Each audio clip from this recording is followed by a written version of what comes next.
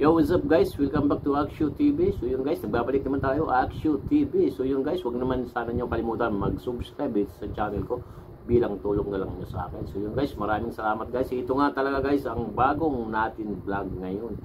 Jordan Poole nga ay ginaya yung mga moves ni Stephen Curry. Ngunit hindi pumasok yung kera niya. Ang kalaban nila dyan ay Memphis Grizzlies. So yun guys, at bago yan guys, ito muna, dito tayo sa mas intense na laban at napakalupit at napakalakas yung New Orleans Pelicans. Zion Williamson, nako, binoli si Randle. At yan guys ang ipapalabas natin dito sa channel natin guys. At hinihiling ko lang sana guys, sana matulungan nyo ako mas-subscribe itong channel ko. Maraming salamat guys. So yun guys, huwag na natin patagalin ganyan guys. Huwag na natin patagalin, ilapag na natin yan guys. So guys, pwede kayo mag-comment yan guys. At hinihiling ko lang sana mas-subscribe naman itong channel ko. Tulungan nyo ako i-subscribe. Tara guys, panoorin na natin ito para mabigyan natin reaction itong video na to. At kung anong masasabi nyo, let's go guys. Nawawa ni Zion, si Randle, mga bro, pinakain ng muscles. Parang papel lang ang depensa. Matt Ryan, may solid na role na sa bagong team. Pero bago yan, Jordan Poole, mga bro, epic fail ang pag-alas Stephen Curry. Ginawa ba naman ang look away 3-pointer sa game kontra Memphis? First quarter pa lang, pero taas na ng kumpiyansa ni Poole. Kaso nga lang, salang attempt na yan, tinawanan tuloy siya ng mga batang fan. 10 points sa first half si Poole. At apante din ng 16 points sa first 2 quarters ang Wizards.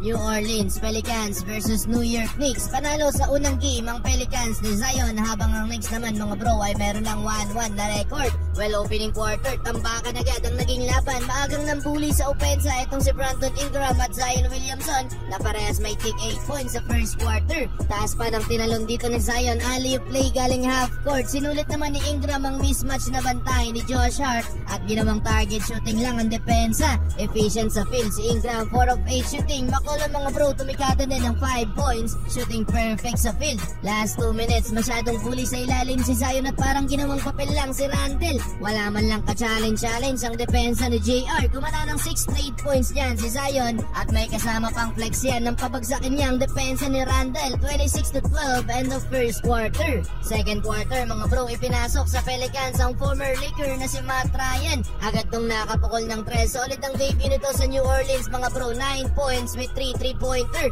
Mukhang magkakaroon na solid na role si Matt Ryan sa team na to. Problema din sa labas ang rookie ng Pelicans na si Jordan Hawkins. 14 pick to last NBA draft at meron ng 9 points na lahat sa 3 din ng galing. 6-minute mark nang sabay ibinaleg si Zion at Ingram. Alagwa na naman ang kalamangan ng home team. Wala talagang sinabi ang depensa ni Randle mga bro at patuloy lang siyang binubuli sa ilalim ni Williamson. Flex na naman si Zion, 12 points in total sa first 2 quarters. 12 points din para kay Ingram at 10 points para kay McCollum. 55-37, abante ng 18 points ang home team.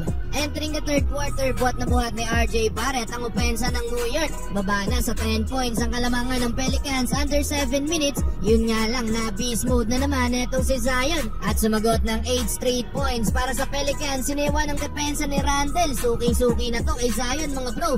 20 puntos na para si star player ng Pelicans at abante pa din ng 8 points ang home team. 74-66. Well, fourth and final quarter without Zion. Fourth and final quarter without Zion sa loob ng court mga bro. Balik sa 16 points ang lead ng Pelicans. Kumana natin ang sentro nilang si Jonas Valanciunas. 6 points sa 8-1 run ng New Orleans ay kanya galing. Under 7 minute mark nang ibinalik itong sila Zion at Ingram at palubo na naman ang lead ng Pelicans. Nahirapan na din ng Knicks mga bro na maibaba sa single digit ang kalamangan ng Pelicans. Wala pa din makapigil sa atake ni Zion Williamson mga bro, kaya naman sa dulo panalo ang Pelicans. Sa likod yan ang 20 plus points ni Williamson.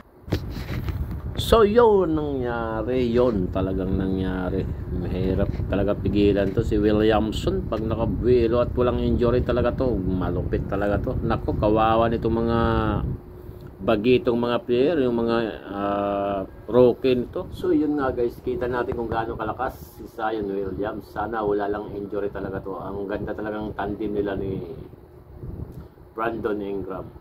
So yun guys, sana wag niyong kalimutan mag-subscribe sa channel natin, Akshu TV. At yun guys, credit po doon kay Jordan Poole. Madali na naman to, nako, parang ano naman to, madaling matrade na naman to pag ganito laging gawain ito. So yun guys, maraming salamat, Akshu TV po. Peace out.